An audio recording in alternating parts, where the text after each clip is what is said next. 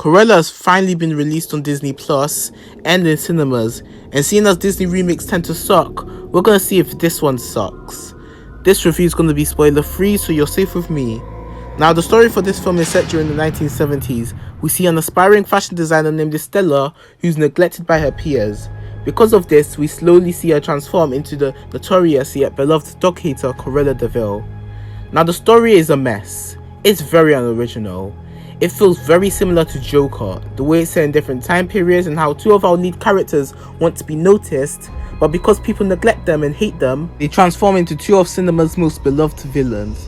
That has been the main criticism of this film, the similarities to Joker.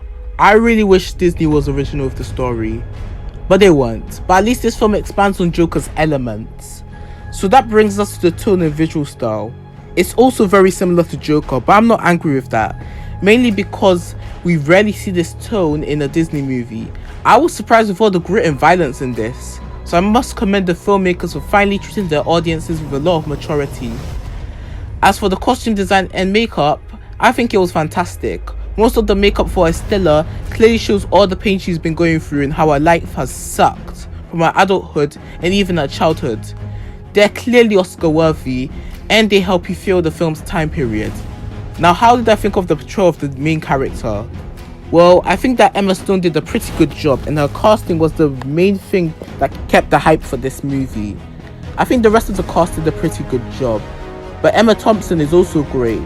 The film really wants you to hate her because she's the one who turns Estella into the villain, and well, you do hate her, and you can't help but want to punch her in the face or beat her up.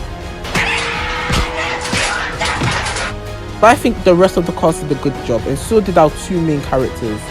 But before we get into the score, I do think that the film was very forgettable. The only thing I could remember was that this was a PG-13 ripoff of Joker, except with fantastic makeup. And I did find the film very underwhelming. Not that it sucked, but it feels like Disney films aren't gonna have the same charm and wit that they had 20 years prior. They just come off as complete rip-offs. I think the main reason this film is so similar to Joker was because that film made over $1 billion, the first for an R-rated movie. Plus, it got nominated and won several Oscars. So Disney called up a pitch meeting and said, Joker made $1 billion, why don't we make Cruella into a DC movie? If you have any issues with that, get the hell out of here. Plus, we barely see Cruella with dogs. But despite my complaints, I do think Cruella is a recommendable film, and I did enjoy it, but its unoriginal narrative has really dragged my score for this movie. But there is one compliment I'm gonna give it that will raise its score really high. This film is vastly superior to all the Disney remakes we've got in the past 10 years. And even though my score will fluctuate over time, my final score for this movie is a 6 out of 10. If you're a fan of Cruella de Vil or Emma Stone, I think that you'll enjoy this movie. But like me, if you had problems with the narrative, I think you'd find it okay. This film does have a lot of good aspects, but the question still remains, does this store my faith in Disney remakes?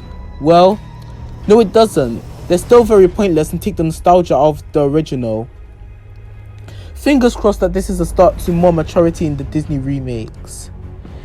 So that's it for another review, guys. Sorry for the delay on this one. I fell asleep whilst I was recording, and I wanted you guys to see the film before I did this review. Anyway, if you have seen Cruella, let me know what you thought of it in the comments below. Don't forget to like, share and subscribe to get more content on movies, TV shows and games. Thanks once again for watching, guys, and I'll catch all of you in another video.